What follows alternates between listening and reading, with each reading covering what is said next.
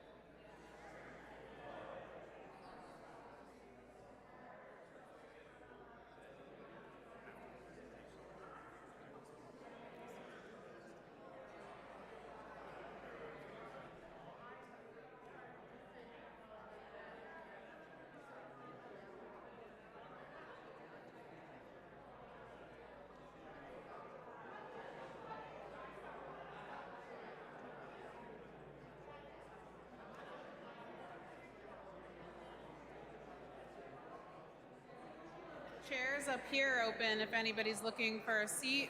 And over there's a seat. I think this table up here has a seat. You just have to sit in front. Sorry.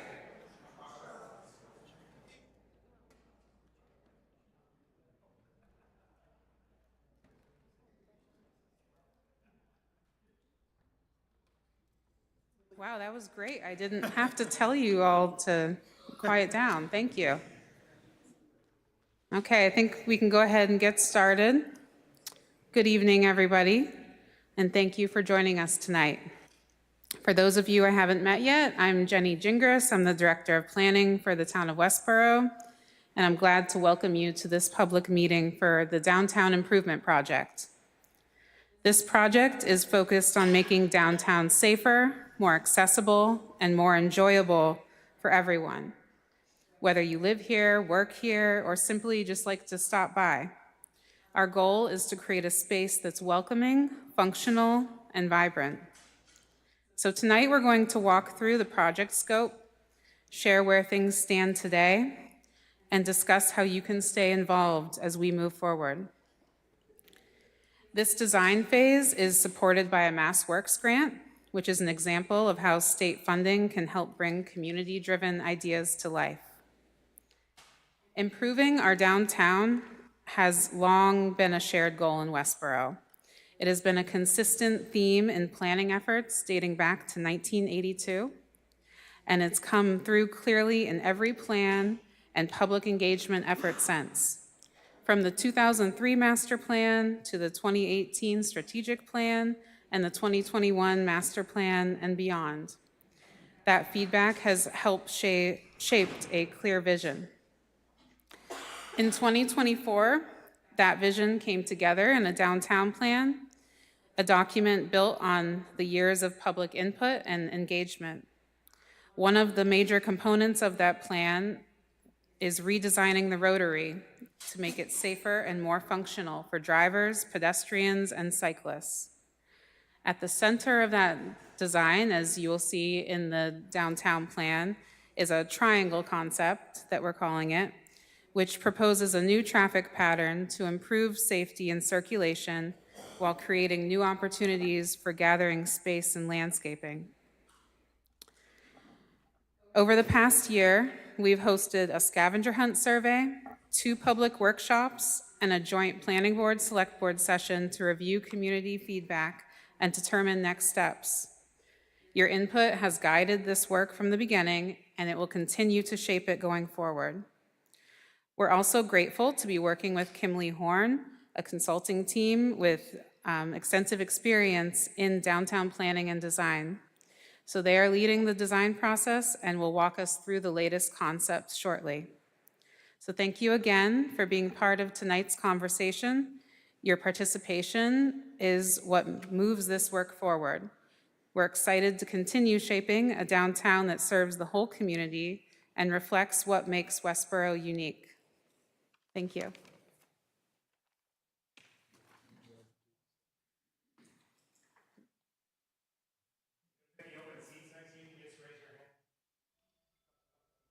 Might have already said it though, but. Yeah, you can just mention it. Introduce yourself.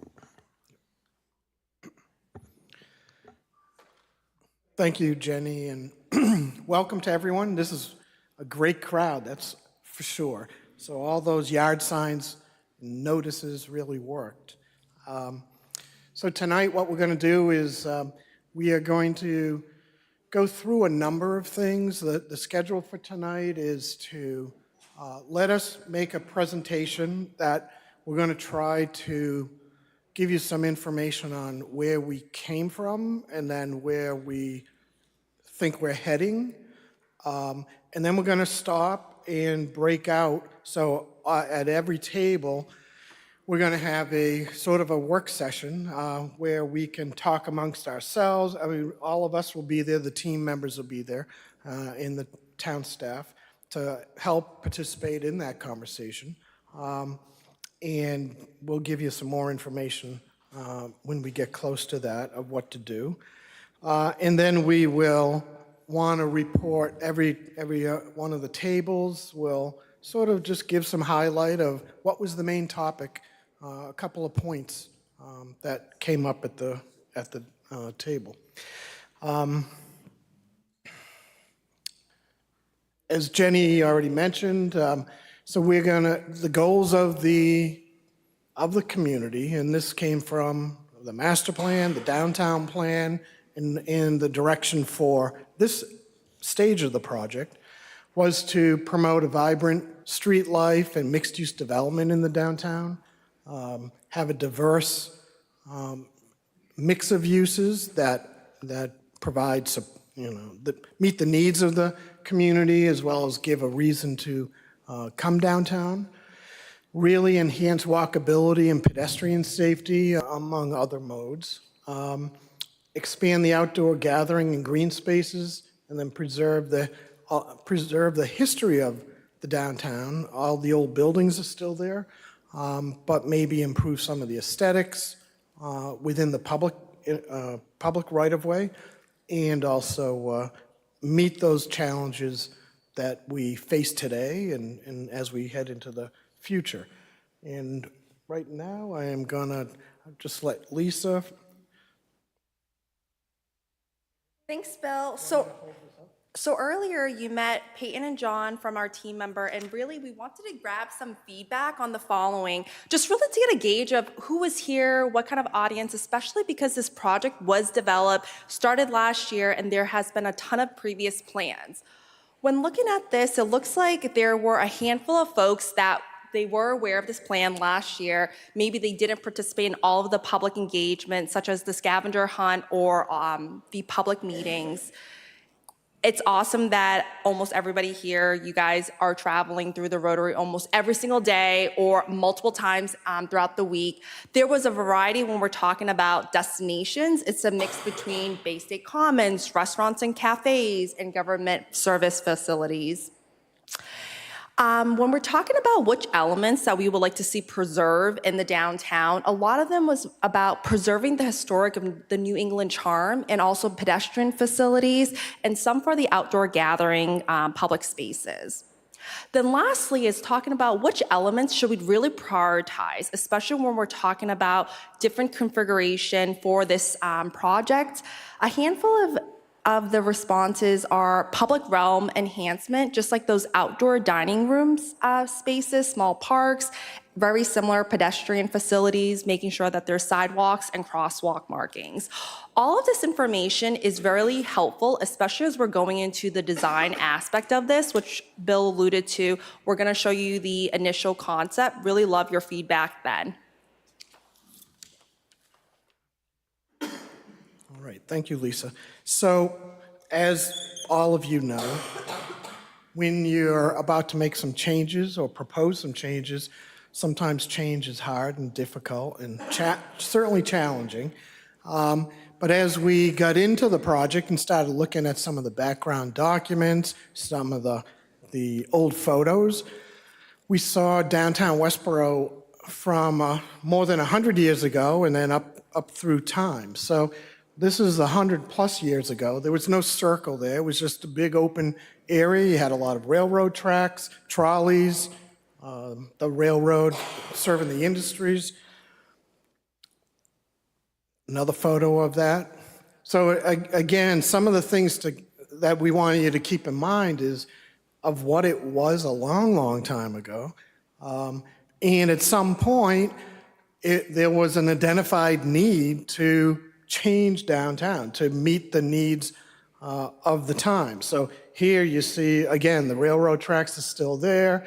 Some of the surface is hard surface, some of it's probably hard gravel. You can see if you look closely in a couple of these photos, there's horses with wagons out there. But then back in the 1930s, as the town was growing, as automobile supply and demand and purchases were growing, it was determined that, hey, we got to do something in the center. And what they did was they removed the train tracks and built the circle and then improved the surface of the roadway. So 100 years ago or so, just about 100 years ago, the town determined, hey, there's a need. The vehicle demand is really up there. The train usage is down. We got to change what's happening in the center. So then that's what you have today.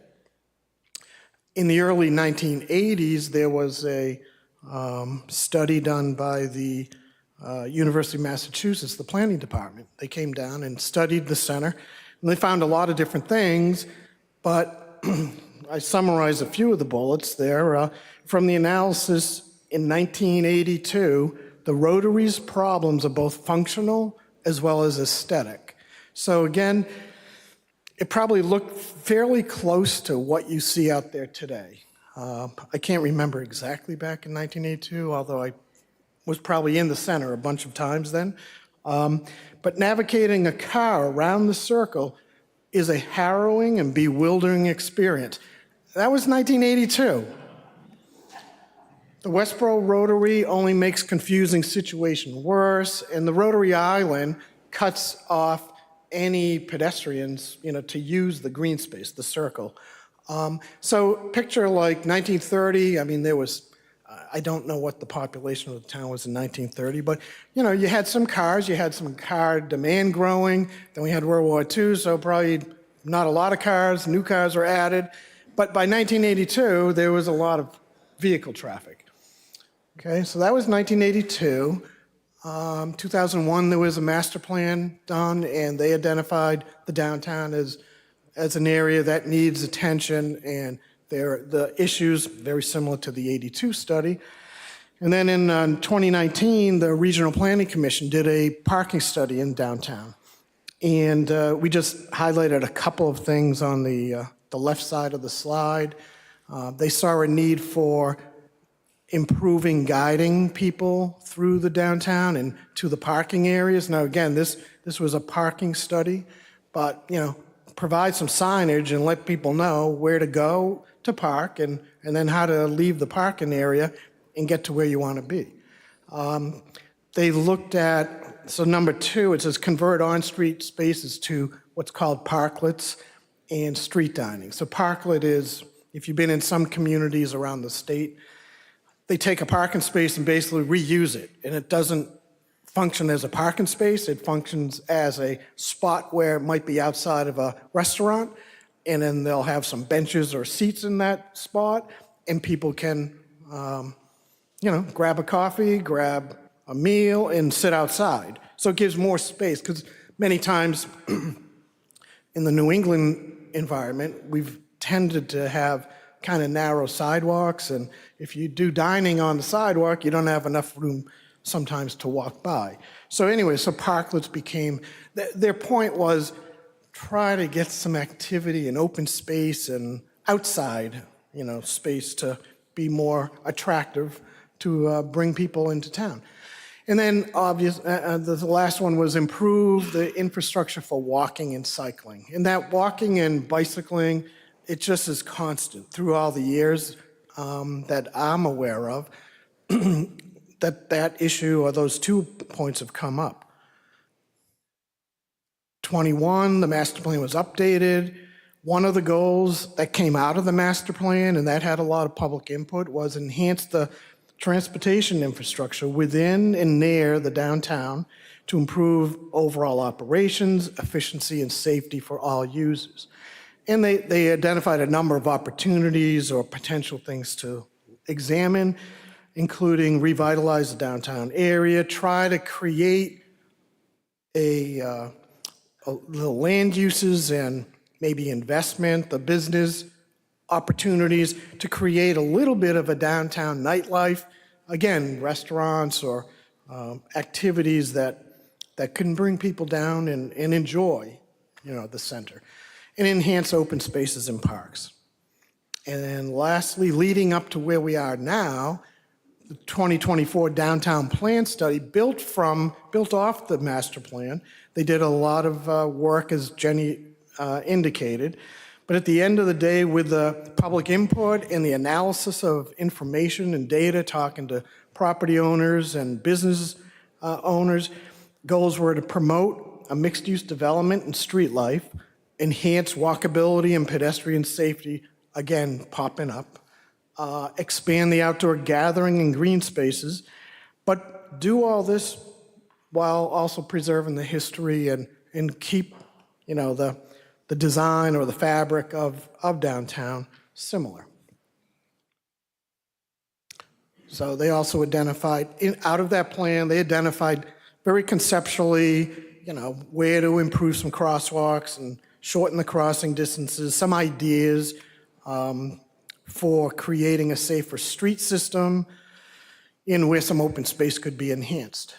And the last bullet, where they really ended, was all their input that they received and the analysis led them to say the need exists to improve the rotary, and the preference was to redesign the rotary into a signalized intersection. And Jenny had hinted at that. For those of you who either participated in the downtown plan or have gone online to read about it, but it was called the triangle concept. And that retained the green area at the circle to a large extent, expanded it a little bit, but converted it from a circle to a triangle and you'll see that pop up in a little more detail in some of the slides that we show. So currently what we're doing a more in-depth analysis of the transportation conditions, a lot more data collection. The 24 plan work was really focused at land uses, zoning, and they did have transportation in there, but it was tangential to those 2 topics. So we're really digging in. We've had field survey come out to the site and up and down define where the public right-of-way is, where the private properties are, provide us the information that we would need if we move this project into design and construction. We are developing a plan that achieves all the goals that we've talked about in the beginning and some from those other studies, but balances the positive effects while minimizing the negative impacts. And if you don't think that's challenging, I want you to come sit with me for a while, because what you have is especially in a downtown area, a village district, a business district, you will have, there's parking needs, there's loading needs, there's walking needs, there's driving needs, there's all of that. And so as you try to develop a plan that's balancing all that, and with the ultimate goal of make a safe, really inviting, comfortable environment that the town can enjoy, really going forward the next 50 years. I mean, you make this change where we were in 1931 or before that, it saw a change was needed. Now we're 100 years later. I think the conclusion on everyone in the last 40 years, it just hasn't moved to detail, is that we're at a point where now we need another change to push us into the next 100 years and be vibrant and encourage the reinvestment and the enjoyment of the community. So at the end of the day, what we are anticipating is that the preliminary engineering work would be completed by the end of this year. And Jenny had mentioned it's funded through a state grant, so we're on a time frame. There's a lot to do. There's a lot more to do after tonight. We still are in that stage of really coming up with the best and right concept plan to move into the preliminary design. And then just for sort of an FYI, after preliminary engineering design is done, and if everyone is still reasonably happy, then it moves into final design stages and then construction after that. So it's still a ways to go, but a lot of opportunity for public input and updates. We do have the project website, so there'll be a lot of information up there. We'll have the PowerPoint up there as well, so that if you know people who weren't able to come to tonight, they can get in there and look at the presentation. Both, I guess it's being taped on TV too. So, okay. So before I get into some of the detail, and Lisa from our office does the same, we just wanted to give you a sense of our project area. Let's see if this is going to work. Yeah, so there's the high school. Here's the circle right there, the rotary. So you see this dark line, that's really our focus area. So everything that we're doing in a redesign of the main intersection, and when you think of it, it's Route 30 and Route 135. They're not low volumes, they're not excessive volume, they're not like Route 9, but there's two major state-numbered routes that cross, which is from the 1982 study was the crossroads. So that was a little neat thing. So anyway, so this is our project area. The main focus of the design is here, but there'll be some things that we will work in as part of the overall project that will move away from let's say the heart of the crossing of those two roads. We went down as far as the railroad underpass. We know that that's been an issue and it does cause problems periodically. So, and while the town has taken actions to try to keep improving awareness to the large truck traffic coming through town, it still comes up as an issue in a problem. So we're incorporating some of that into our work as well. All right, I'm going to let Lisa talk a little bit. Thank you. Thanks, Bill. Jenny and Kristen was so kind that they were able to take some videos for us. Right now, what you're seeing is the corner of East Main Street at Milk Street, right by Hare Haven. You're looking directly at the Rotary at the Berkshire Bank. As you can tell, and a lot of you all travel through the Rotary every single day or multiple times, but vehicles are going fairly fast. A pedestrian is crossing right now, and as the pedestrian is crossing, they're looking directly at the truck and veering away from the truck as they are crossing at a marked crosswalk. There's a lot of trucks, as we noted here. In a couple of seconds, there is a right-turning vehicle going onto Milk Street, and right now, they abruptly stop. for the vehicle heading to Milk Street, near misses here. This other video here is going to be East Main Street at Brigham Street. You're at the eye care and you're looking directly at the Rotary and 7-Eleven. And the approach along Brigham Street is stop controlled. Vehicles going through the Rotary fairly fast, as you all are experiencing. Vehicles are going along Brigham Street. They don't stop at the stop control, disregarding the traffic signs. We do want to note that vehicles could be inching towards the Rotary because there could be sight distance issues that they cannot see oncoming vehicles in this current state. So people are disregarding the stop signs, potential near misses. So just think about that. And when we're thinking about your public feedback, one of the options when we're prioritizing is really safety for all modes. I'll give this to Bill for the next session. Okay, so some of our work before we really started to take the concept plan that had come out of the downtown plan was we wanted to sort of convince ourselves of what was going on and where were the problems, what were the problems, and try to define them as well as we could. So, and we're only showing you snippets here tonight, but you know that those two videos do say a lot, as you know. So I'm going to quickly go through a few things. We did, if you can believe it, cut down our presentation a lot. So, but we'll go through things just again so you understand what we're seeing and what we take into account as we got into refining the concept. We will present that concept after going through these slides.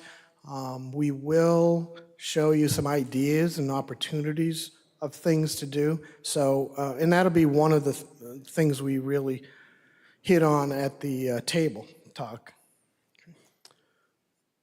So this chart, this slide shows two charts, and it's just to look at East Main and West Main, the entering traffic of the circle. So they're approaching the circle and what's happening. West Main Street, you can see, hold on. There we go. So West Main, you can see in the morning, which makes sense. A lot of commuter traffic coming through from the western part of town or Grafton or points out in that direction. And it really peaks in the morning, and then it flattens out and drops off in the rest of the day. And on the East Main side, it doesn't peak in the morning, it peaks in the afternoon, which we would expect. Again, commuter traffic, but on East Main, there's a lot of commercial development, retail development, things going on where you're gonna have some back and forth. So it stays pretty high. I haven't figured quite out why it dips down so much 2 to 4 p.m., but you can see it stays pretty high once it reaches about 10 to 11 in the morning. So that's one thing that we looked at. And we looked at it on Milk Street and South Street, Brigham.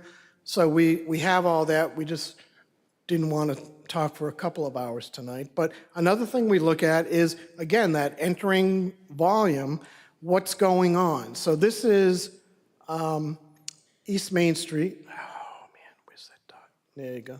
Here's East Main. So now they're coming into the circle. What's going on? This is in the afternoon peak hour.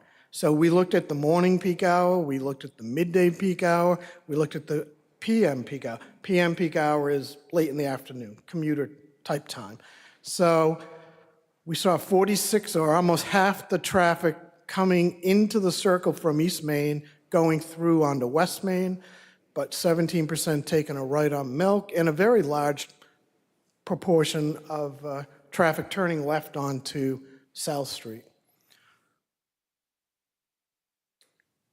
Coming from South Street, again, it's the same time period, PM peak hour. And you can see over here, all the data that we collected showed the AM peak hour was generally running 7:30 to 8:30 in the morning, midday 11:15 to 12:15, and the PM peak hour about 4:30 to 5:30. And it's either Wednesday or Thursday data. I can't remember exactly off the top of my head. But coming down South Street, almost 40% take a right onto East Main. 45% go through to Milk. Very little happens over here on West Main, which you probably know why. Now this is West Main. So coming into the circle, only 7% take a right onto South Street. Nearly 80%, this is again PM peak, 80% go through and very little take a left onto Milk Street.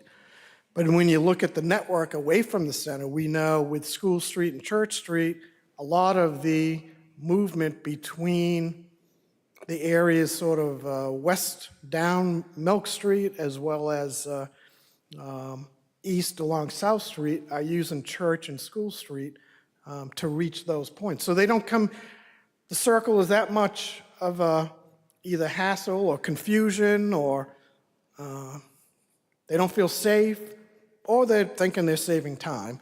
They use those movements to avoid. But we look at those kinds of movements and say, okay, so as we go into refining the concept and a design for an intersection with traffic signal, okay, what do we have to do? What can we do? Another thing that we know and we analyze, we know today in the PM, there ends up being a very long queue down East Main Street, reaching, pretty much down to Lyman Street. For much of it, it's what I would call a moving queue. It's you're creeping along. The signal at Ware Road, has an effect. The driveways on that section of road north of the railroad has an effect. If someone's stopping to take a left turn into somewhere or let someone enter the traffic, that affects. And in the PM, it's a lot worse because of the volume that's there. These red lines in the other spots are a little bit shorter, but we know Milk Street has a queue because of all the entry points in the circle. That's probably the worst spot because you just don't know what someone's going to do. And you have parked cars. You're trying to maybe go through to South Street, and you're just nervous, let's say. All right, I'm going to let Lisa just highlight some of the crash information. Awesome. So we looked at the last 6 years of crash data, and this was from 2018 to 2023. So there were approximately 236 total crashes. When looking at the max severity, there were no fatal or serious injuries, but even in the video, there are a lot of near misses. When looking at the type of crashes, there were collisions with cyclists, about 3 of them, 7 for pedestrians. Those were the reported ones also. And then about 22 collisions with parked vehicles. When we looked at the rotary itself, there were about 3 of those crashes with the parked vehicles. It occurred within the rotary. When we looked at the type of crashes, there were about 12% that were reported as distracted driving, just external distraction on your phone, potentially searching in your car and so forth. The manner of collisions for these type of crashes, for all of the 236, there were about 33% that were angle crashes, 20% that were sideswept, 18% that were rear-ended, and then 14% that were single vehicle crashes. Within the crash data, they also have lighting conditions, and about 19% of the total crashes, it occurred during dark lighting conditions. So let's talk a little bit more within the rotary. So there were 44% of the total crashes, it occurred within the rotary. So that's about 103 crashes. When looking at the type of crashes, 47%, they were angled, 20% were sideswept, and then 10% were single vehicle crashes. 9% of the crashes did involve a truck. We do want to acknowledge that there are a lot of truck movements here. We even saw that in the video as well. When we're looking at the contributing circumstances for these crashes, it's very similar to the videos, like failing to yield right of way, you're not paying attention, disregarding traffic signs, road markings, and failure to keep in the proper lane or running off-road. Bill did mention that back in 2019, Central Mass did prepare a Westborough parking study. So it did consist of 2 data points in November 2019 and November 2020. So it did note that the on-street peak time, it occurred during the weekday between 10:30 to 11:30, and then on weekend it occurred between 11 a.m. to noon.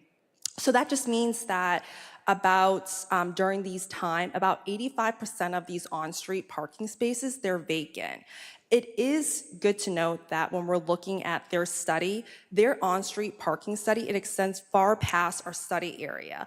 Bill did share with you the project focus area, which is a lot smaller. So when we say 85% were vacant, it's a lot bigger study area. And also in this parking study, it did mention along East and West Main Street that the time-restricted parking, it was regular use throughout the day. That just means that it's 100% parked along this roadway. The next slide really just talks about our focus area. So in the previous parking study, it had a total of about over 860 on-street parking spaces, but their study focus is a lot extensive. But when we're looking at our study area, there's about 110 on-street parking spaces.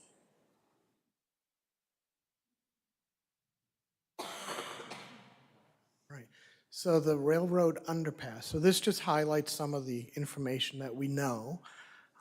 It's only 12 and a half feet high, and I think the minimum right now would be somewhere around 14 and a half to 15 feet clearance. On the major highways, it's higher. It's tight horizontal meaning where the lanes are. You've got the sort of the sidewalk coming down on the side, keeping it level, so you have the walls there. So it feels extra tight a little bit. There were 46 total crashes reported from 2018 to 2023 at the bridge. It doesn't mean it was there was 12 collisions with a truck hitting the bridge, the overhead. So of the 46, 12 were that. 19 would have been vehicles hitting something in the bridge, like a lateral movement, maybe hitting the wall or something. And then there may have been other crashes, like someone stopped quick and for some reason, and then all of a sudden a rear end. Everything, it was right around the bridge area. Tractor trailers were involved in 33 of those 46 crashes, which makes sense when you see the hitting the bridge or going through maybe slow and then someone hits them by mistake. If the railroad bridge is stuck, as you know, then there's a lot of long delays to clear the truck out. If the bridge is not struck, but you don't catch the truck soon enough, and they stop on both sides of the bridge, but particularly in between the circle and the bridge, you have to, everyone is backed up. So you have to move the cars that are behind the truck and then have the truck back up to one of the driveways leading into the common so that they can reverse direction. So that's a little bit of a highlight on the bridge. We know, like, the town over years have made changes, so they got a better sign on both sides of the bridges, trying to be more visible to the truckers. There's a sign similar to that down at the Lyman Street signal, the mast arm, but that's if you're coming from Route 30. Not until you turn the corner onto East Main, then you start to see some roadside signs. So the trick a little bit there is to make sure we're letting the trucker know early enough to stop them before they even get close to the bridge, so that if they made a mistake, whether it's GPS or they're just doing it, they have an opportunity to turn into some place, whether it's a parking lot or the commons or one of the other side streets, that they can then reverse direction. I know in the past some people have said, yeah, well, why don't you just increase the clearance? And there's a couple of problems with that. If you raise this is the commuter rail line, right? So raising that, it's not just go up a foot and a half or 2 feet. You got to change everything probably a mile on one side and a mile on the other for the railroad grade. Going down, the water table is pretty high in this area, so that is another issue. So right at the moment, we're looking at some shorter term or intermediate term actions. Some will have more technology than it's out there now, some maybe not. So, we're just trying to deal with that, so that what we would like to do is have 0 trucks either hitting the overhead or driving down there by mistake. So that's one of our goals. Thank you very much. All right, turn back to Lisa. Thanks, Bill. So a lot of you all did say that you are aware of this project. It started back last year. And as part of this project, there was like a land use component in this, really looking at the vision of this. So other than looking at the preferred design, they did talk about the vision map, about what this could be in the downtown area. So really, when we're looking at the vision, really making it walkable, really keeping the historic New England charm, but really mixed-use development in the sense that your first floor, it's retail, commercial space, your second, third is residential. So we did make assumptions for this potential growth here. So for residential, we assumed about 150 to 175 dwelling units. And when we're thinking about this type of growth, it's really 15 plus years and beyond. It's not going to happen overnight. It's really going to gradually change, but really making it sure that it's walkable. People want to visit. You can step out of your house and then go grab a coffee or ice cream and so forth. So in addition, there were some assumed for office, commercial, and in the plan also, it did identify where there is the South Street Municipal Lot, the potential for a structured parking garage. So just really exploring all of that. It's important when we're doing our traffic analysis. So Bill did allude to that. We did conduct counts this year, 2025. We're looking into the future. It's a 10-plus year projection. We really want to know what could be these potential traffic impacts of this.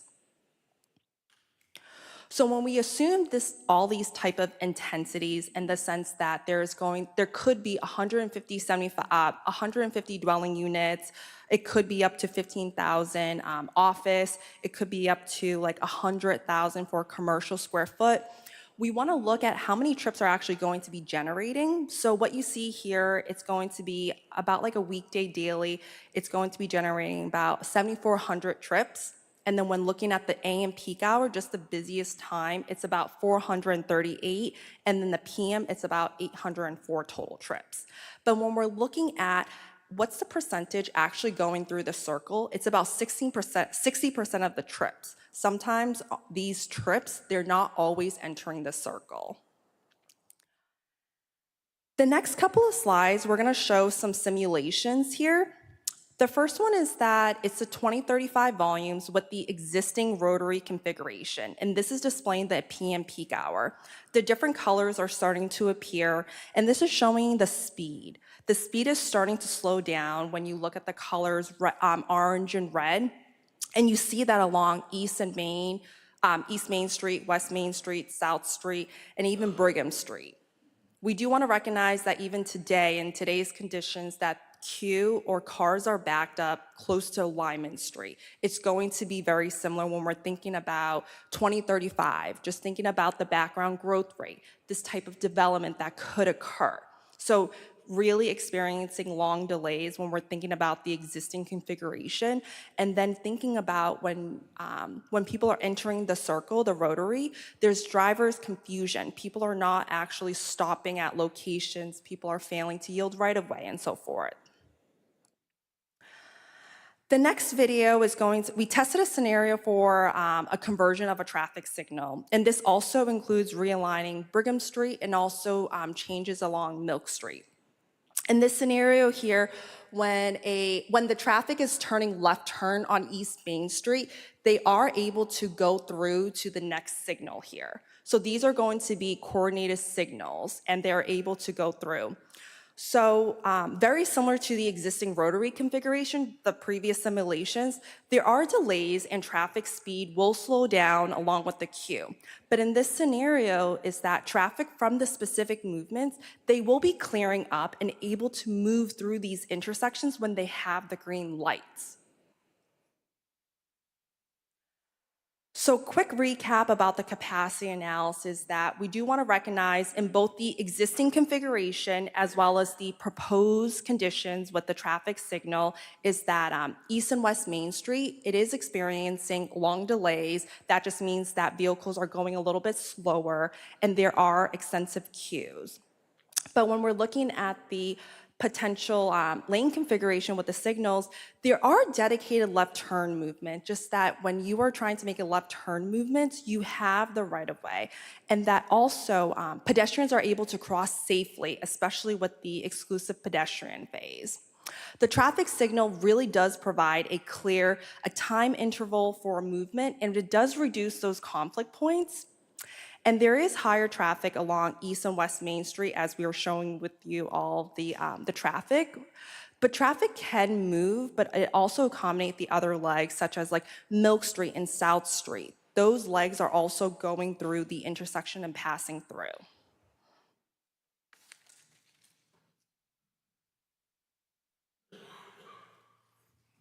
All right, so the only thing on this slide, just to point out, is so this is the location of the current parking lot that's on South Street.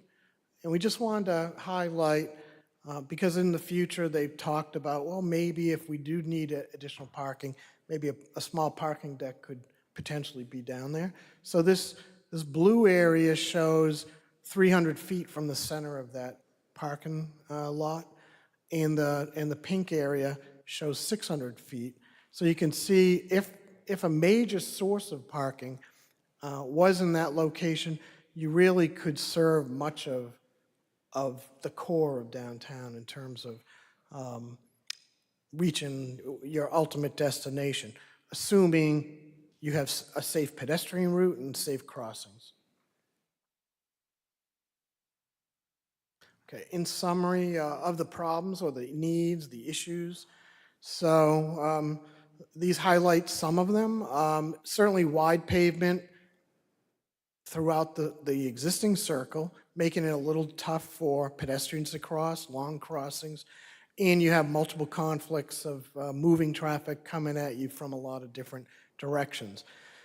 You saw in the videos, sometimes it's high speeds through that area. This is an old style little rotary. It's not what we would call a modern roundabout that really forces people to slow down when they enter. But the way everything's lined up out here, you know, you're coming down East Main, you just zip right into the circle straight ahead. Other things we've seen deliveries and truck unloading on the street, which that's not necessarily bad, but it's just another characteristic. And if a truck is stopped unloading, then the vehicle entering the circle sometimes can't see what's happening around the truck. We've summarized plenty of poorly defined pedestrian connections within the center. We've talked about the motorist confusion, low awareness of convenient off-street parking, which we talked about needing better signage coming out of the 2019 study. There's virtually no bicycle accommodation in downtown at this present time, and we're not exactly positive how we get there, but but it is one of those things that we want to look at and try. And again, just in repeat of the 1982 study, you can't access, the green space in the circle where the monument is unless traffic is stopped. And I know the town does that occasionally when there's Memorial Day or whatever. You have an event there that they do control traffic to allow people to get there. So that sort of sums up a lot of the information, the type of information that we look at and study and collect. As I said, we didn't present all of it, but very similar of the charts and everything. And then as we started to look at what can we do? We're starting with the downtown plan, the preferred concept called the triangle. What we'll do is, once we break out for the tabletop, we will have the plan view on what black and white on the table that we're hoping you all look at and make notes, make comments. You like this, you don't like this, or you're missing this type of thing. But what this plan does, and you might have caught a glimpse of it when Lisa was showing you the video. So here's South Street coming into the center. This is now a four-way intersection with a traffic signal. Here's Milk Street. Right now, you can only go this way on Milk Street. Now, this would become a two-way movement. This is Brigham. So Brigham, we bring into South Street. So it's basically one intersection, if you can picture this, or two intersections controlled by the same traffic signal. And it's all coordinated and phased in a way so that if the Brigham Street approach got a green light, then those people would move right through to Milk or take the right wherever they're going. Same thing with South Street. Or coming down East Main, as Lisa had mentioned, if they have an advanced time so that the heavy left turn can turn on to South, they'll be able to get all the way through. They're not going to stop in front of Brigham, and they'll just continue on. This doesn't show up on this plan is good, but in a couple slides you'll see some opportunities for pedestrian movement and streetscape and green area. So you'll see this a little better. So here's the existing circle, and the triangle is like this. So there's a little bit of a clip of the existing circle, but then this whole area becomes green space. Coming down Milk Street, you'll see this better in the next couple slides, but you come down Milk Street, you can still drive it, but when you get to West Main, all you're going to be able to do is take a right turn onto West Main at that point. This section of I guess you call it Milk Street, will be open. You'll keep the parking there, but it'll be fairly narrow to serve the businesses on the corner there. But by narrowing that and extending the green space, you see this crosswalk, people will actually be able to walk across into the green space to do whatever. If you wanted to, there's opportunities like to add some benches or add more landscaping, but you'll be able to actually get there and don't have to worry about traffic hitting you to do so. So we're trying to take all of those different needs and the conflict points and the issues and address it through this design. And I'm going to turn it over to Steve from Kimley Horn, who's our urban designer, landscape architect. Thanks, Bill.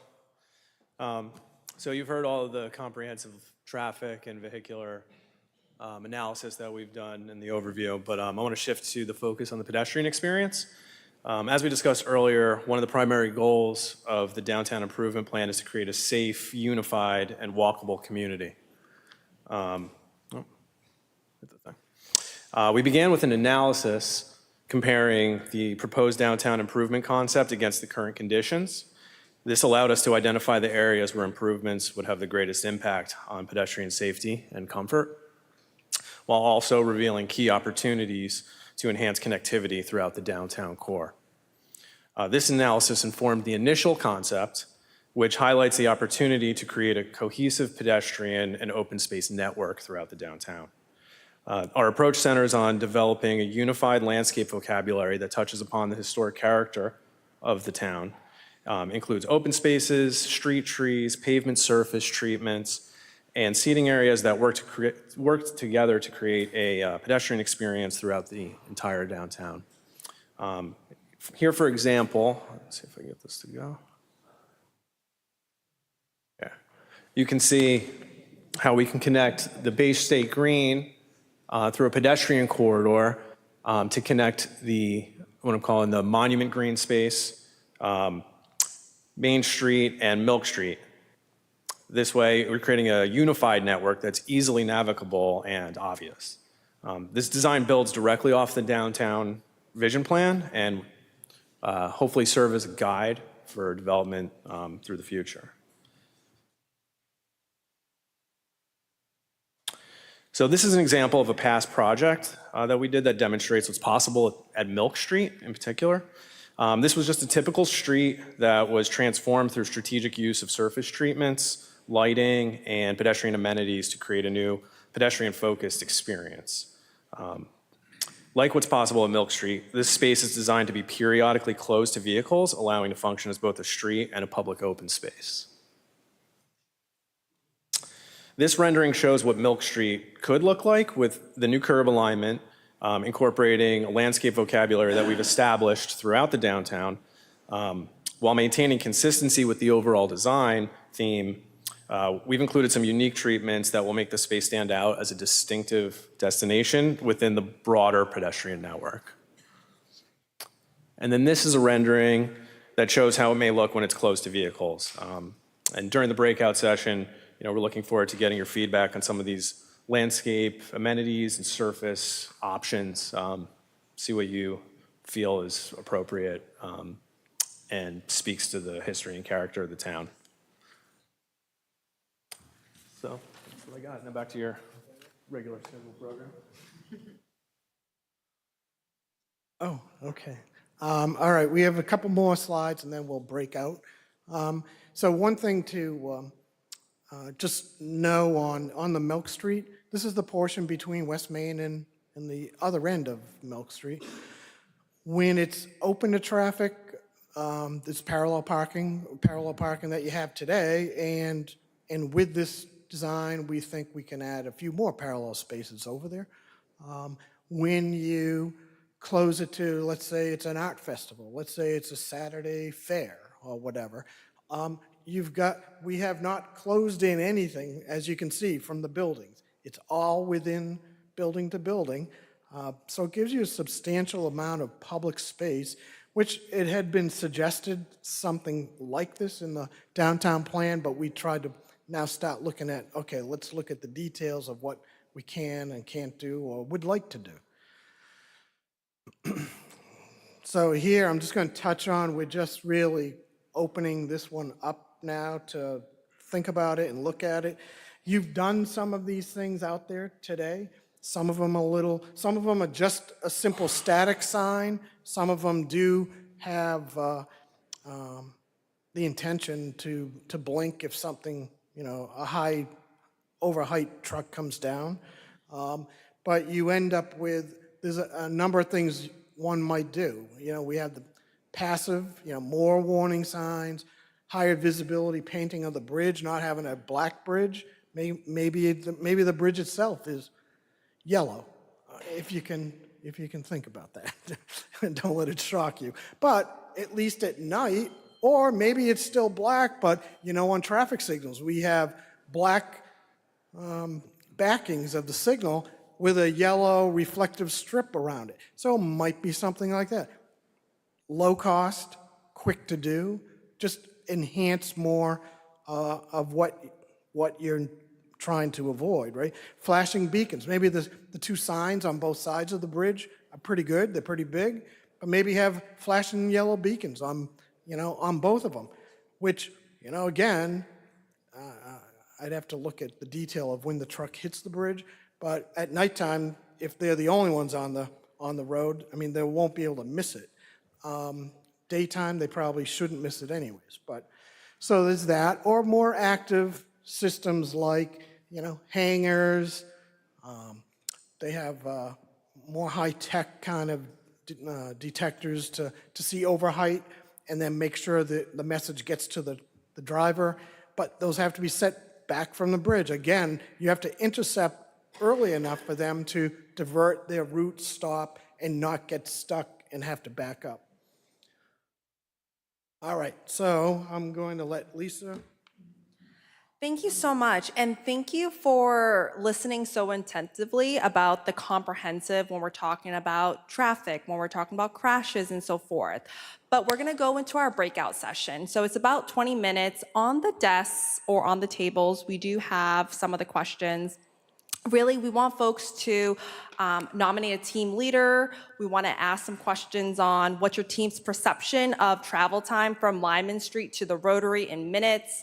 What are your thoughts about the draft preliminary concept? John and Peyton from our team, they're going to be rolling out the draft concept.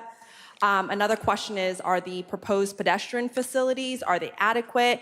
Do you see a need for bicycle facilities? If so, where would you like to see them? And then as Steve was mentioning about the type of paving materials and the furnishings, there is going to be an 8.5 by 11 that we would love for you to choose your top 3. So really, we would love for you to mark it up on a Post-it or mark it up on the plan directly. There's a lot of people here, which we are really appreciative of you spending your time here. We're gonna have on the sides, right where Jenny, right where Steve, Peyton, and John is, we're gonna have different sessions over here. Yes?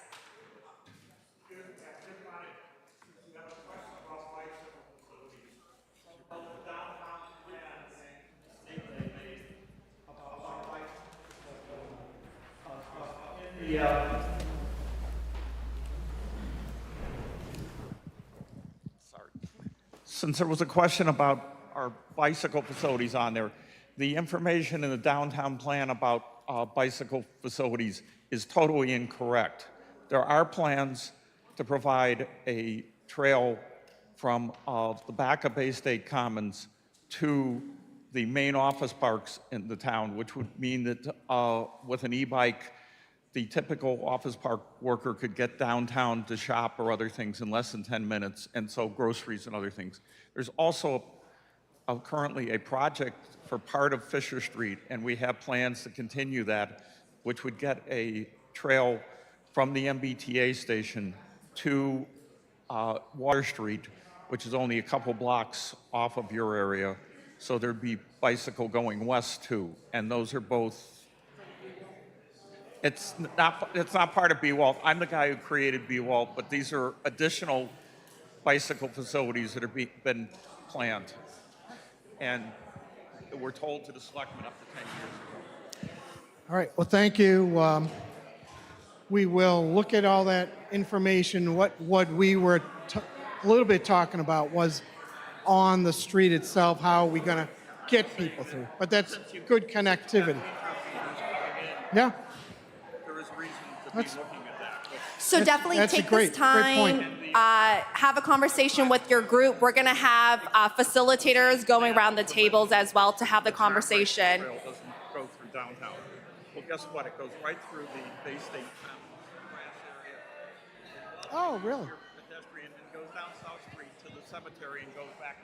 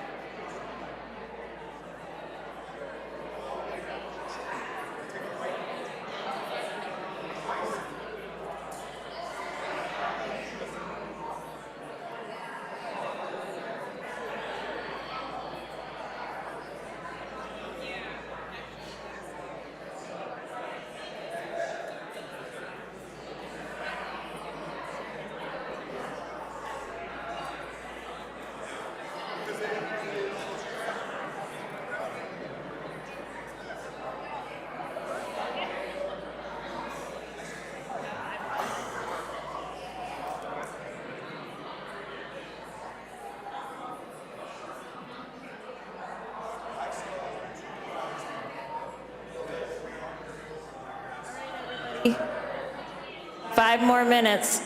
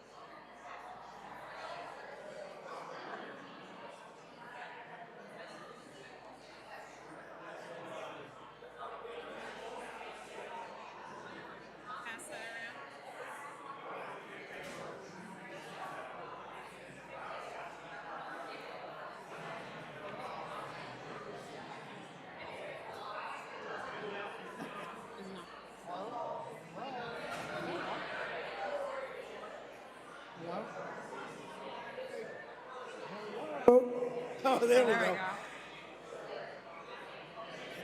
go. Okay, everyone, can I get your attention for a minute?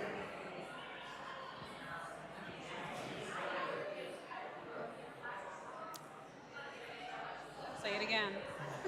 We're handing out lottery tickets for the quietest person here.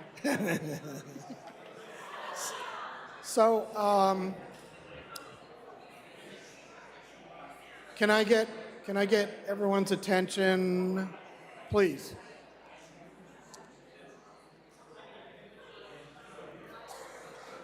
Okay, so right now what we want to do, we appreciate the time and effort that you spent talking about everything, and I see a lot of notes and everything. That's great. What we want to do at the moment is Jenny's going to go around to each table with a microphone, and someone from the table just say whatever you want to do that you all talked about. Pick 1 or 2 points or 3 points, and just let us all know what your likes were, what your major concern was, question was. So we'd like to do that. I will say that our team is going to be here after we finish this. So if any of you want to talk one-on-one and come up and have a specific question, talk to the boards, feel free. But so right now, why don't we, you got the mic? All right. So why don't you start right over here? Okay, You have a who's the leader pad? over here?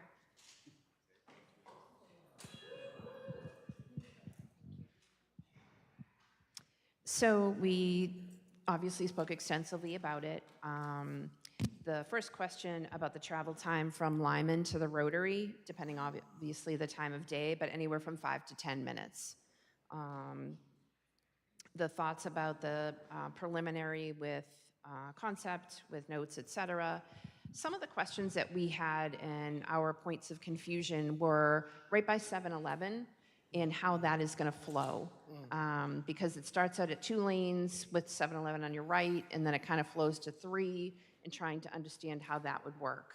Also trying to understand with the width of Brigham Street, if a truck is coming to do a delivery into the way back of Brigham, how are they going to do a wide right turn with a bunch of traffic there? So that is obviously was a consideration. The other thing that we talked about was on East Main Street, how it kind of goes from 1 lane and then it widens and then it goes back to 2 and then it goes back to 3. And we weren't sure how that would actually look in terms of flowing in terms of the way the map is now.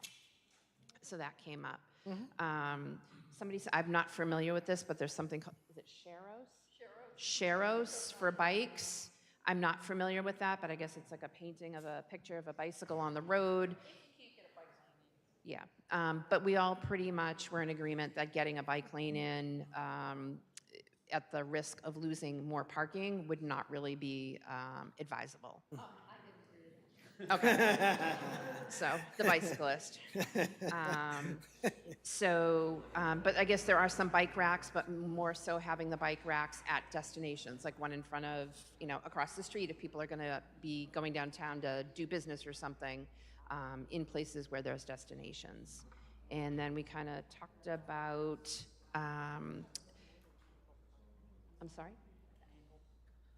We did talk about angle parking and, the issues with that, but I think the angle parking allows for more parking as opposed to just regular parking, which is kind of... I didn't agree to that.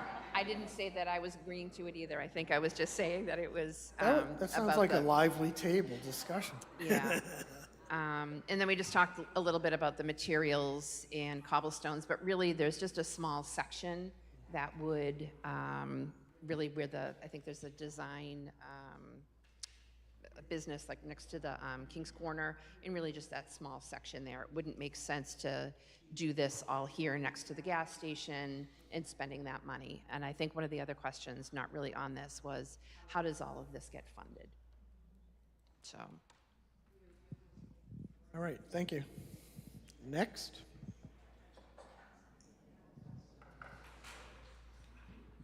You have a leader over here? We can go over and we can go next over here, popcorn back and forth. All right. So you opened, or it was open here, that we're hoping to do something to make it safer, more accessible, and enjoyable. What no one in this room, and of course tell me if I'm wrong, can refute is that when you increase speed, you lower safety. We heard about a large number of accidents, most of them fender benders. And when you have a green light, you're going to greatly lower situational awareness, and you're going to increase speed through our downtown.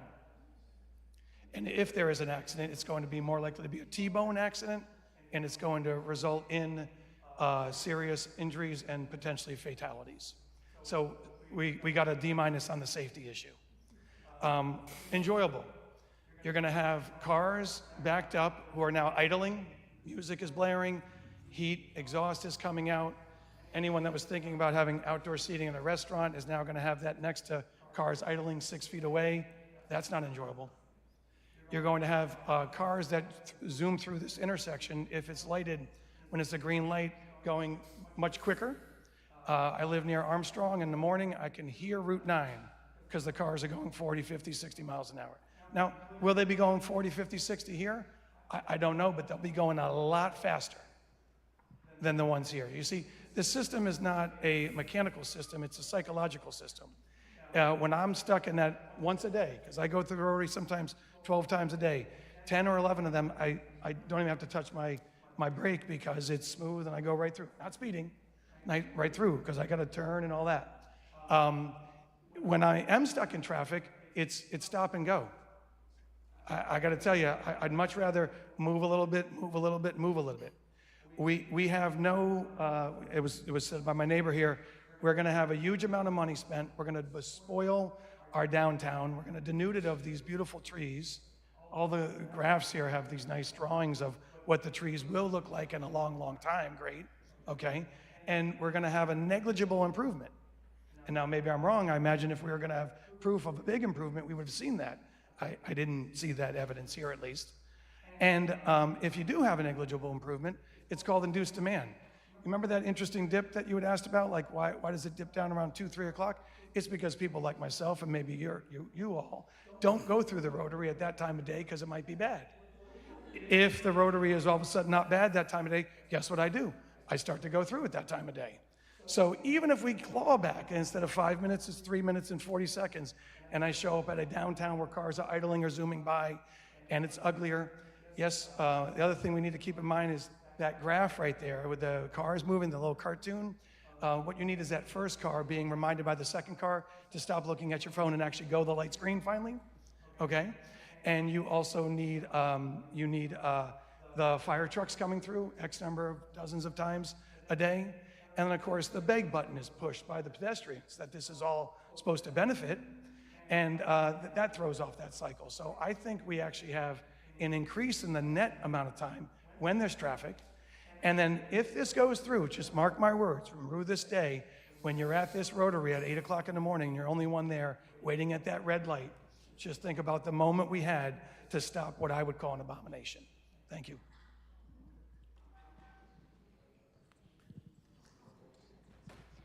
Okay, I'll talk for our group. We overall liked this design with some changes. First, coming off of Milk Street, when you turn right onto West Main, there is still parking to the left that you have to look over cars and inch out to see. So we wanted that parking changed into bike parking. There's also a missing crosswalk that we think needs to be added back in that goes across West Main at that intersection. Did you mark it? Did you mark the plan? Yep. And then going on to Brigham, we are proposing that change to a one-way street going in towards Bay State, and then coming out, you would come out on Union Street. So that would eliminate traffic kind of running into cars coming from South Street. And then I think that's it for us. All right, thank you. We're a pretty happy group.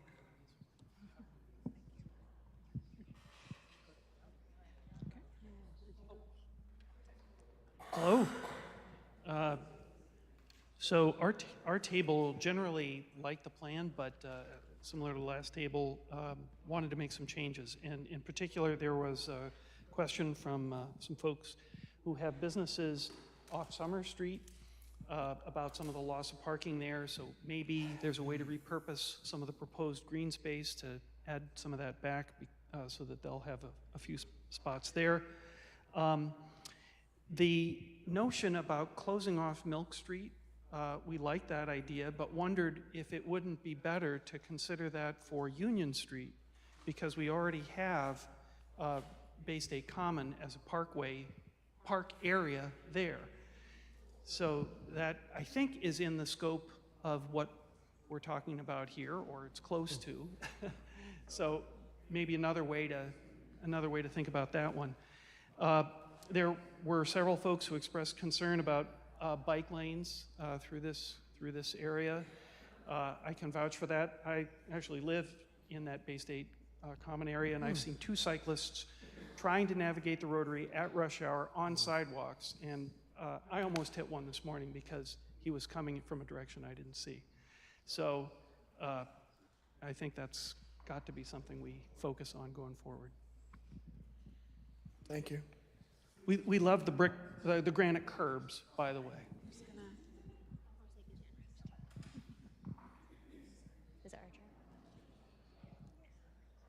turn? Okay, so generally we liked the design. We had a number of questions, mostly on how trucks can maneuver through. Lots of questions. I have them all on stickies, but like, how are they going from, where'd we say, from like bring them to the high school, from Milk to the high school?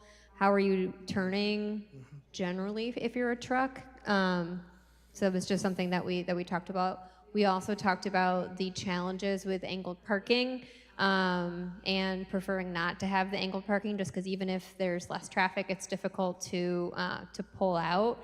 One thing that came up was with the existing gas stations.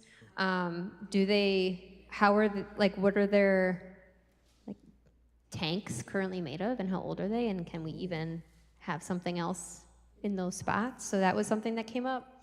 From a cyclist standpoint, we thought this was good from a pedestrian standpoint, but from a cyclist standpoint, we thought that having bike racks, like I think someone else said this too, but in front of the main building, so Forbes building, library, town hall, et cetera, which I think there are more coming anyway, but that made more sense to us from that standpoint. What else? Am I missing any of the main ones? Crossing in front of town hall. We thought people are doing that now anyway, and there's no crosswalk, but that might be an additional crosswalk opportunity.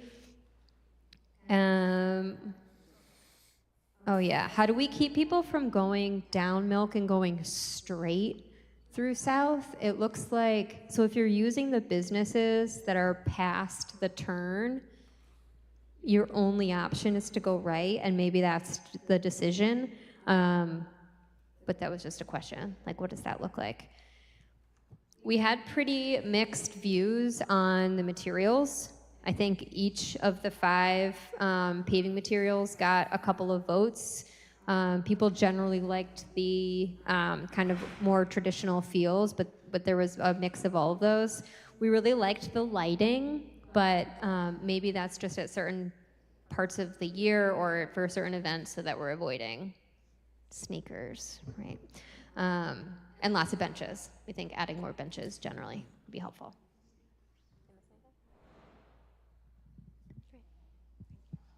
And simple signs.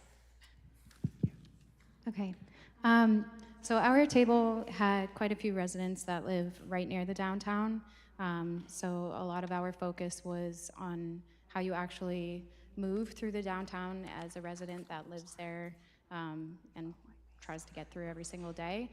So there were some questions with the intersections of from West Main Street. Are you able to turn right to be able to go down Brigham Street?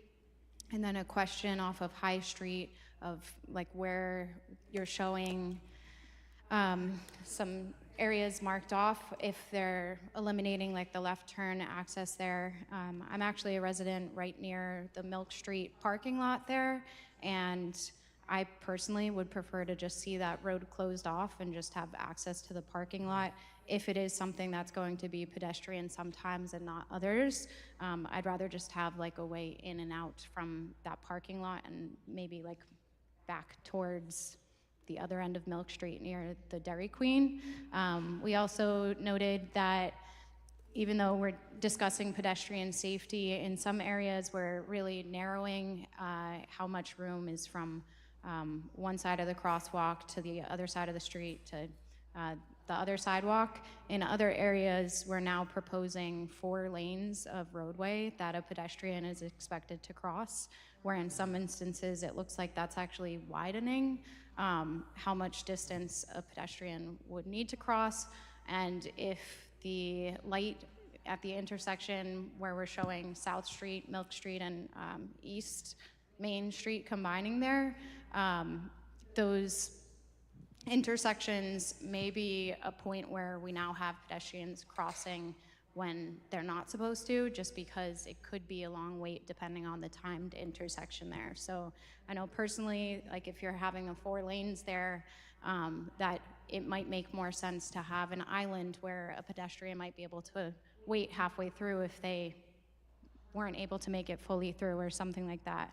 We also discussed a lot about how many of these plans that you showed, the history of Westborough, are explaining having alternative modes of transportation, utilizing bikeways more, and this plan does not show any bikeway at all.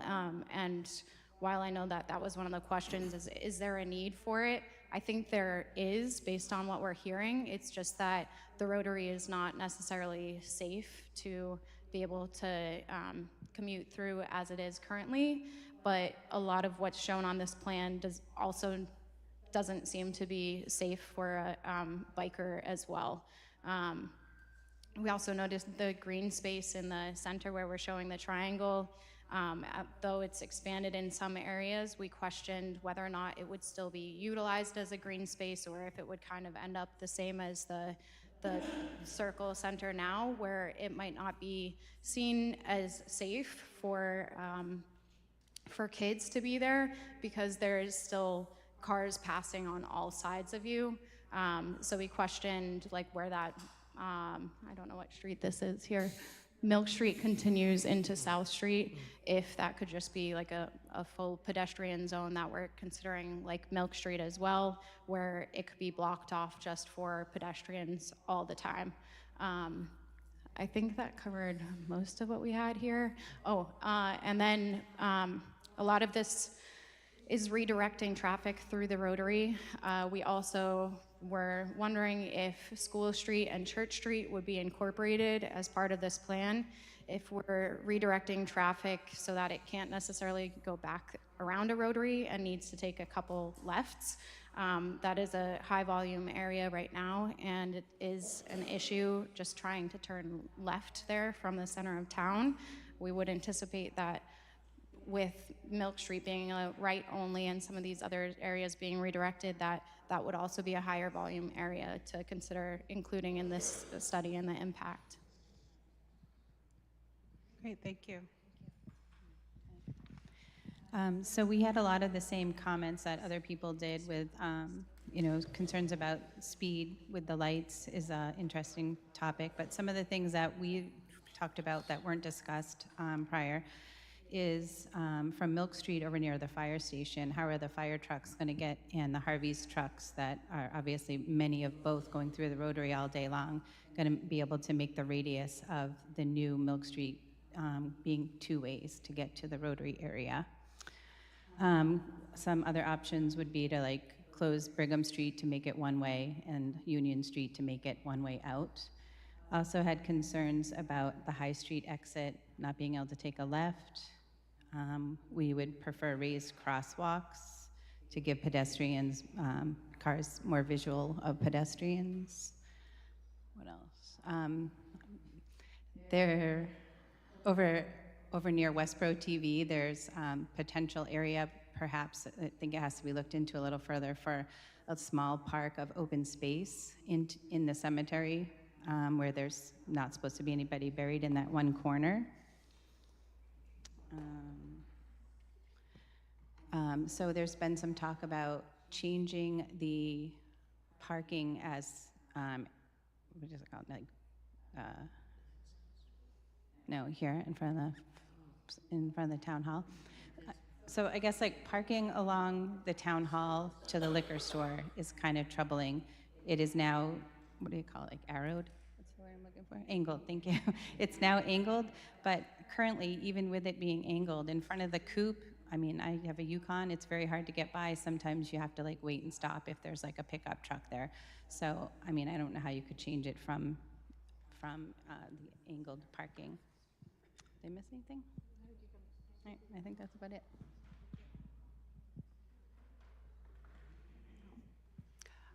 Our group, a lot of people left our table already. In general, everything looked really beautiful, but our group kind of looked at some things and found what the gentleman at the table up top right, talking about removing the rotary, we do feel would be a lot less safe. I definitely agree the traffic would go quicker. It's kind of a meander in and out of town, and it seems like it's worked pretty well. The other concern that our group had here were the businesses that they're planning on phasing out that are in the downtown area. And as many of us know, people that own these businesses, that would, because one of the first questions were, you know, how would this construction affect the businesses that are in the downtown area now? And I didn't realize till I came here and looked at the map that they're slated to remove, I think there's like, what, 10 or 12 businesses? So that's a little concerning. We do feel we could do some different things now to put down some brighter crosswalks and do some stuff without going to this extent. That was kind of the gist. If I've missed anything, thank you. I just want to say one thing. So none of this, the roadway plan, construction, none of it takes away any business that's there today. If you look at the downtown, the 24 downtown plan, that was a land use and zoning plan that looked at, okay, what type of zoning would help the town in the downtown survive the next 50 years. And if you had, and they looked at different options, and when they ended up with an option, then they said, okay, under that kind of zoning, what does that mean in terms of activity? And there's a vision in there and all that. And they're you know, I don't want to misspeak, so Jenny can jump in if I do.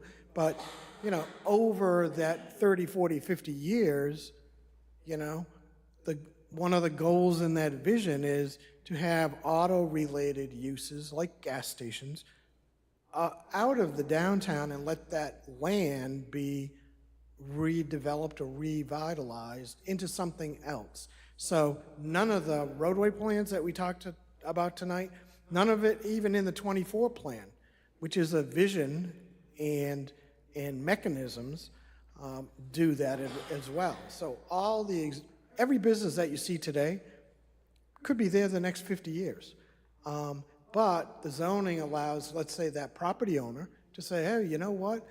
I can revitalize or reinvest in my property and do something where I have more retail or commercial on the first floor, and maybe a few more residential units up top if I revitalize.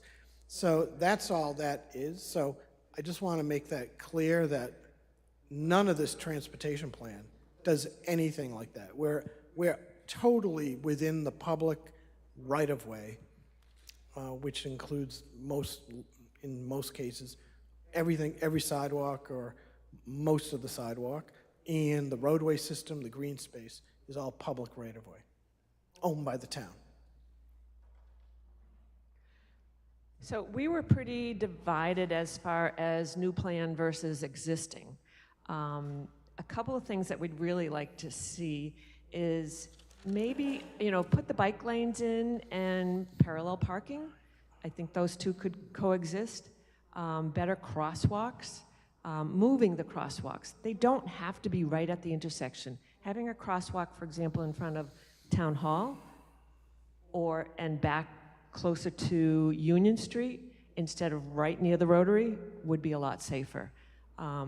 Having traffic lines on the street, directing traffic as far as right turn, left turn, that kind of thing, would be a very inexpensive or relatively inexpensive way to make a quick change. With the new plan or the proposed plan, we are very concerned about the trailer trucks trying to go from West Main Street to South Street.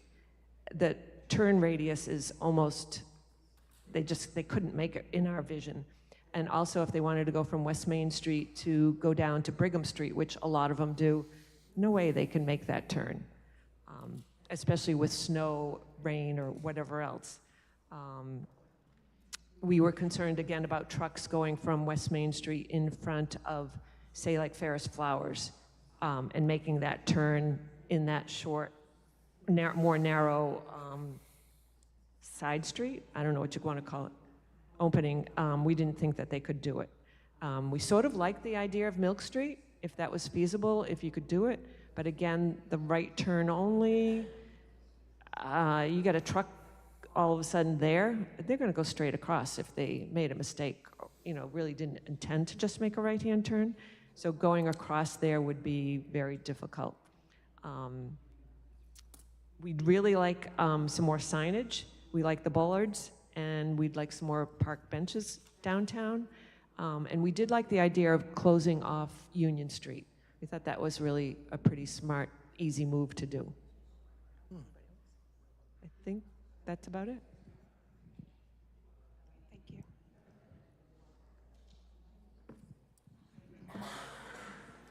Get them all? I think we got everybody, right? Did that Every table? Did that table speak? Or?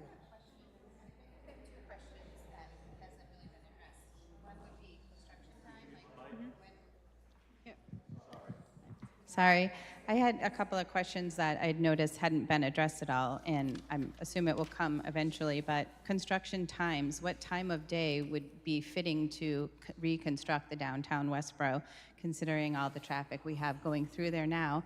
And then also the cost hasn't really been brought up at all. So cost, we don't have a cost rate at the moment. As we work through this plan and start working on the preliminary design, then we will develop a preliminary estimate of construction. So sometime in the fall, we should have more information on that. Construction, obviously is a ways away, but part of when we start working on the final design plan, then part of that will be a construction traffic management plan for during construction. So I haven't really given that a lot of thought right now, but it involves a sequencing, what you're working on at what point. It's, I would say, mostly probably going to be daytime type of construction, maybe not beginning until after the morning peak hour or something like that. But don't quote me. I mean, we haven't gotten that far. But you could see on a project like this, you'd have a traffic management plan that would be letting people know miles away what's going on in the center, so that if they have an opportunity to get to Otis down to Route 9 and then, come through they have that knowledge. And again, most of the time, the commuters, it's people who are commuters or non-commuters, but they come through the center all the time. They're regulars. They know what's going on, so they would know construction's going, and we'd be, in many cases, you just suggesting alternate routes or encouraging them to find alternate routes on their own. And then we have to be careful what those alternate routes are. So again, we're way too early in the process for that, but I mean, those are great questions. So, yes, sir.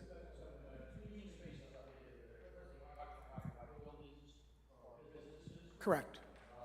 What do you think is gonna, how are you gonna So- get green space? So, Will you repeat the question?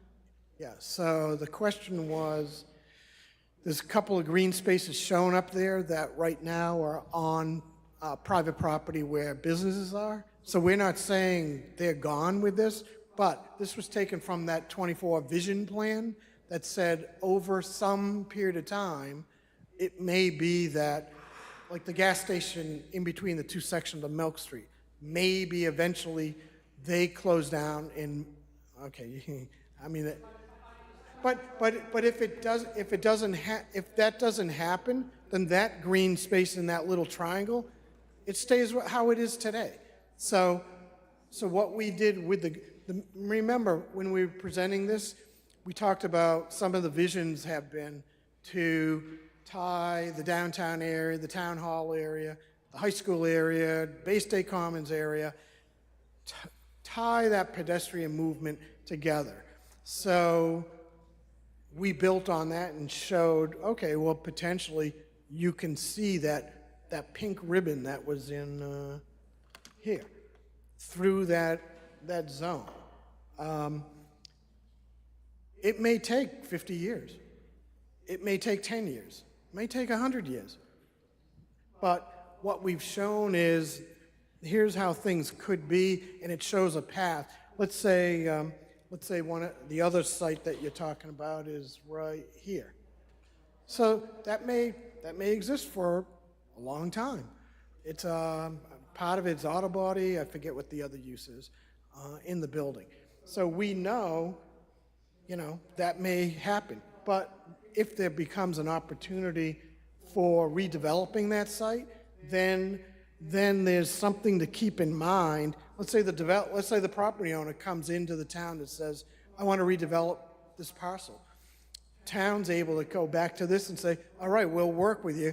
We would like a green strip within that development parcel to tie in the commons area in the center area.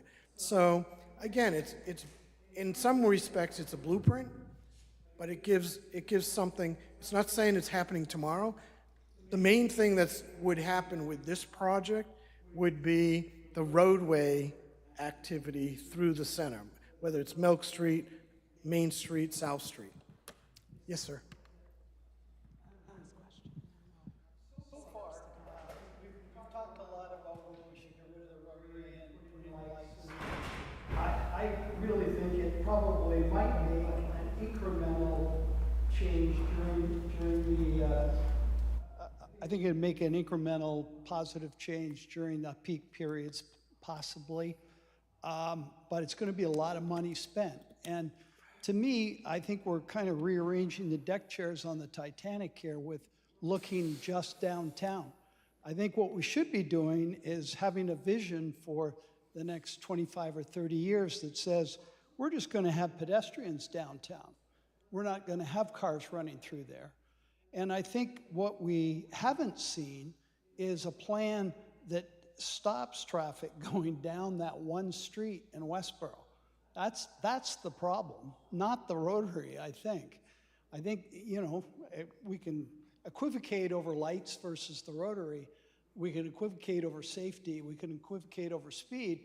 But your 2035 conditions slide that you showed there shows a lot more traffic. And regardless of what you do, street you close down or do whatever, you got a big problem on Main Street. So I think what we should be doing is rather than look at that little 5 street stretch that you're looking at, I don't think that's the problem. The problem is the volume of traffic. And we've got to find a way in Westborough to get around our sacred pond pollution situation and perhaps bring a road up some other way. But we've got to get people out to 9, out to 495, and out to 90 without going down the Main Street. And until you do that, I think we're spending a lot of taxpayer money and not really doing a lot, to tell you the truth. We're actually at time. I'm sorry. So we're actually way over time. I'm sorry about that. But we will be sticking around for 10 to 15 minutes if anyone has any questions and wants to come up and talk to the consultants or myself. But we really appreciate everyone showing up tonight. This is great. The public feedback was awesome. So the next steps, we're going to be taking all your feedback, and Kimberly Horn will be working on the plan, and we will have a second public meeting. So that will probably be scheduled in the fall, and at that time, we'll show what we came up with. There will be additional times where the planning staff will be out in the public asking for more input. And again, we have our website, and you can submit comments on there as well. I'm sorry? Comments can be sent anytime, but this phase of the project will be done by December of this year.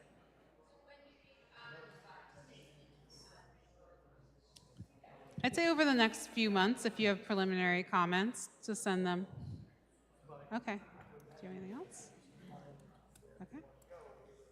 Thank you, everyone. Thank you. Please grab some food to go if you want.